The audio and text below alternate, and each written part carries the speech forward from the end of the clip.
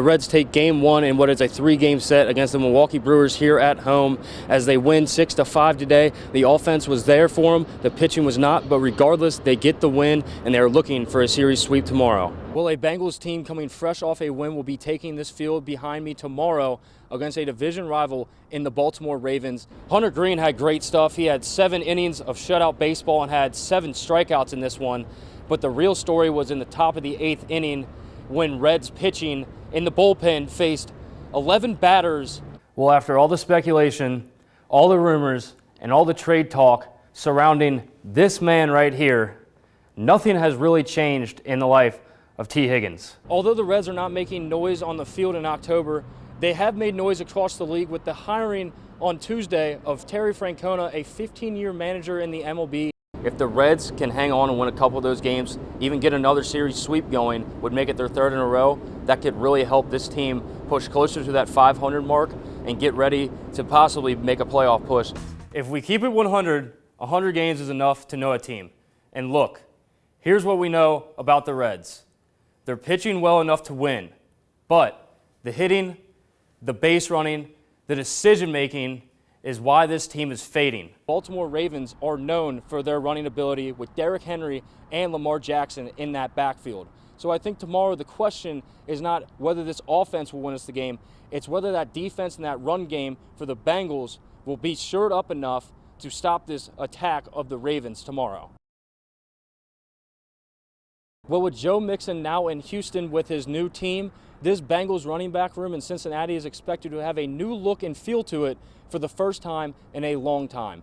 Zach Moss, a 5-year NFL veteran, played for the Colts last year, was signed in the offseason by the Bengals to a 2-year deal, and Chase Brown, played for the Bengals last season, is a 5th-round pick in 2023 by this team, is also expected to play a big role in this offense. This week at training camp, we caught up with both guys about their roles in this offense and what this new look team in room is going to bring to this offense. Yeah, just taking it one day at a time. Our room is loaded with talent, guys that can make plays and, all phases of the game. So taking one day at a time, focus on how we can get better and, transitioning that into game day. Talented. That's a word that's been used to describe this running back room by Chase Brown and many others in this Bengals organization. However, talent without leadership can be wasted. That leadership is something veteran Zach Moss is hoping to bring to this young running back room by the example he sets on how to be a pro day in and day out. Just talking to him and leading by example, making sure I'm doing the right certain things that I'm supposed to do on the field. So that way when I do say something to the guys, they can, actually see the actions that speak a little bit louder than the words. Just a season ago, Zach Moss was a starting running back with the Indianapolis Colts, but his role was minimized as the team got healthy.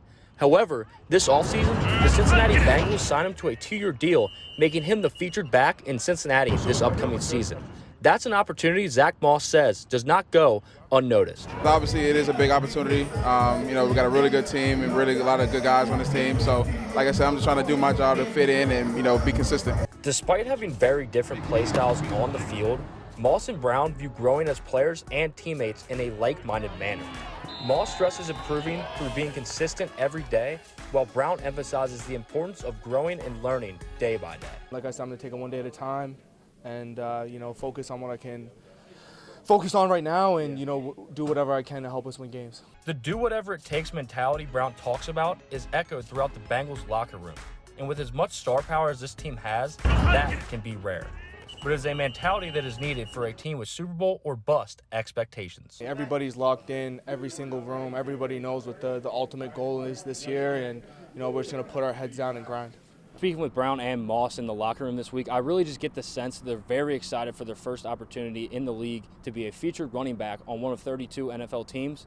But more importantly, I think they're more excited to help each other out and grow together as a running back room. And it is a running back room that is expected to play a big role in this Bengals offense that has championship caliber talent on this team. Reporting outside of the stadium, Jared Darwish, Fox 19 Now. Parachuters are back in the NIP to reign in the season opener against the Townsend Tigers from Baltimore, Maryland. There's Scott Scatterfield, the 2nd-year head coach for the Bearcats, running through the Smoky Tunnel to take the field for the first time this season. A lot of firsts in this game for 2nd-year QB Brandon Sorby. This, his first rushing touchdown as a Bearcat on the opening drive. That makes it 7-0. Good guys. The Cincinnati O is just getting started, and on the second drive, the second touchdown for Sorby and his first career passing touchdown as a Bearcat to senior Xavier Henderson. By the way, he casually had 100 yards in his season debut. Here's Sorby again, his second rushing touchdown of the game. And if you remember earlier, I said this is a game of first for him. That is his first multi-rush touchdown game. Second quarter, 21-0. Things starting to tighten up. There's Coach Satterfield on the sideline looking on. His players are playing well. Here is Evan Pryor cutting up the field, getting good blocks from his O-lineman, goes 64 yards to the house, and UC is absolutely loving it. Pryor, only 4 carries, had 105 on the ground. He absolutely killed it. And this guy is having a great time of the game. Bearcats fans loving it. He barely has enough energy to even stand up and cheer for his team anymore. Bearcats start off the season 1-0 in a 38-20 victory against the Townsend Tigers. Big game in the NIP again next Saturday when they take on the Pitt Panthers, and that kickoff will be at noon. Well, training camp has started and the questions have started as well. Mainly, the biggest one is about who's going to be that third option for Joe Burrow this year with Tyler Boyd now in Pittsburgh and no longer here with the team. That spot is open. It's looking like it's going to go to Andre Yoshivas right now. He's been a favorite target of Joe Burrow so far this camp throughout the first week without Jamar Chase there. T. Higgins has been practicing, but Andre Yoshivas has been looking good, making some spectacular plays. We were actually able to catch up with Andre Yoshivas, and he talked to us about how he's just grateful for this opportunity and what it's like competing for that third spot on this Bengals team. This is where I show my work, but I think the confidence during the offseason and just trusting my work and trusting that I can go make plays and that I'm very capable of being a good receiver in this league. Because of that offseason training, the second-year wide receiver is looking like a lock for that wide receiver 3 position and has caught the attention of team captain Joe Burrow. That's him and his all-pro QB going over a route concept in Tuesday's practice.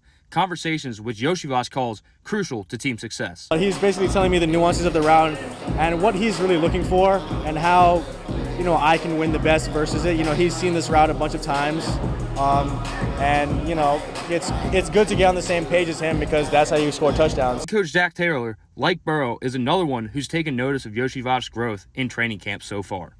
I think he's done a nice job in camp, and so again, he's competing out there for that job, and I've liked the energy he's come with, and that's been good for us to see. OTAs, training camp, or regular season game, the undrafted Princeton wide receiver says his energy and competitiveness isn't going to change. Practice for me is just as important as the game. Every rep I'm taking I know matters a lot to the coaching staff and to the team. So it doesn't matter if I'm in a preseason game or just in practice. It's all the same to me.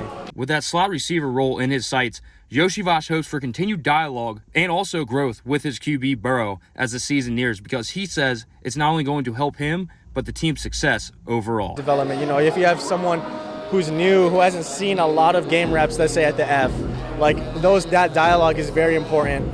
And obviously it makes me a better player because now I know what I'm looking for in this route, and if I ever run it again, it'll work. So.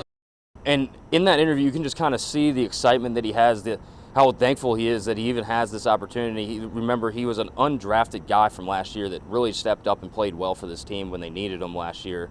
Didn't have a great season statistics-wise, but was a very reliable receiver in a couple of games last year, and he's looking like he's continuing to grow this season, and he's been playing well so far. So it'll be interesting to see what happens in the coming weeks because there is still 4 weeks of training camp left. Charlie Jones could still get in spot for that third option if he has a great camp, but right now it's looking like it's going to be Andre Yoshivas with Mike Gesicki also playing a role in that offense as a third option, but he is a tight end, so that third wide receiver option, that third spot is what is being scrutinized here at camp so far and talked about a lot and looking like it's wide open, but also looking like it could go to Andre Yoshivas at this point with how successful he's been in the first 2 weeks of this camp.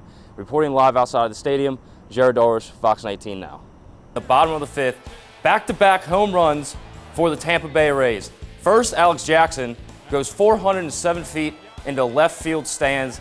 Then, Yandy Diaz steps up to the plate and sends a bomb into the opposite side of Tropicana Field. Rays with a 3-run lead. Same inning, 2 batters later, Rays score again. That would be all the runs in this one. Rays win 4-0. The Reds have 4 hits but can't score a run. They get shut out by the Rays. I will not kick dirt on the Reds season in July. I understand if you will. And if we do write an early obituary on a disappointing season, save a paragraph for the unlucky 13. 13 games against 4 teams with losing records, and the Reds have won 5. Tigers, Rockies, Marlins, Nationals, probably no playoff teams in that bunch, and the Reds kicked it.